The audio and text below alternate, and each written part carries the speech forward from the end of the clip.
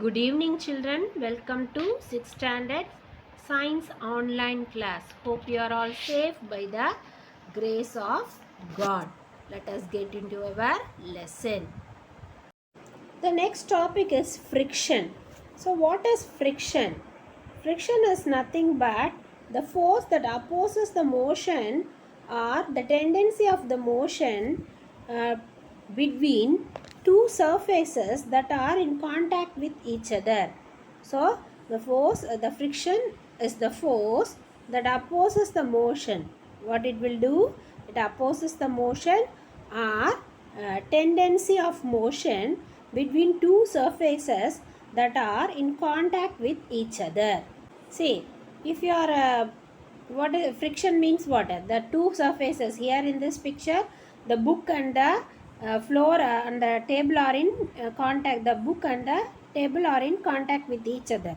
So the two surfaces are in contact with each other. So the frictional force will oppose the motion of this book. Okay, it will not, the frictional force will not allow the book to move on the floor. So it opposes the motion of the book. So that force is called to be frictional friction. Okay, do you understood what is friction, children? So the force which is against the motion of the objects which are in contact with each other. Do you understood what is frictional? Yes. So here we have static function. So what is a static friction? What is a static friction? See, the force of friction that acts while two surfaces are in contact or are at a rest.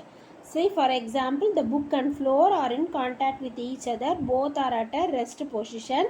So that force is called to be, or that friction is called to be what? A static friction. That friction is called to be static friction. At this point, the force between the book, or the friction between the book and the floor is called to be static friction. You understood? So, if you tend to move this book, if you tend to move this book, you may notice that the force you applied, the book seems to be when you increase the force, when you can feel the opposing push until the book started to slide. So when you start to make the book to slide, you can't do it very easily. You can feel that opposing force because of this friction. Okay, and somehow if you increase the force, the book become heavier. You may feel that also.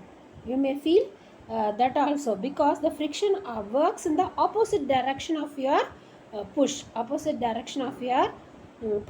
This is because the static friction keeps increasing as the applied force increases. When you increase the force, the static friction also increases. Okay, when you increase this force, the static friction also increases. Okay, when this increases, the static friction also increases.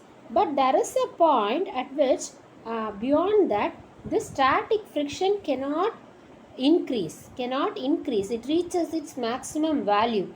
That maximum value is called to be limiting friction. Is called to be what? Limiting friction. Do you understand what is limiting friction, children? Yes. So because of this limiting friction, the book begins to slide. Do you understand? So this is about static friction. So when two objects are in contact with each other, or they are at a rest, then there place the static friction.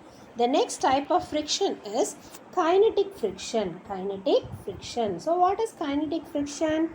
Kinetic friction is also called as sliding friction. Kinetic friction is also called as sliding friction. Is the force of friction that acts when one surface slides another. For example, when the book slides over the table, it opposes the motion, so force has to be applied if motion has to continue.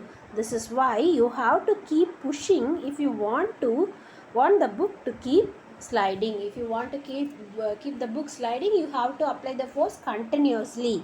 Okay, so if you stop, the motion will also be stopped, and that is called to be sliding friction. Do you understood, children? Static friction and kinetic friction. And also, friction depends on the surfaces in contact. Friction depends on the surfaces in contact. For example, in smoother surfaces, the friction will be less. So in smooth surfaces, friction will be less, and in rough surfaces, friction will be more.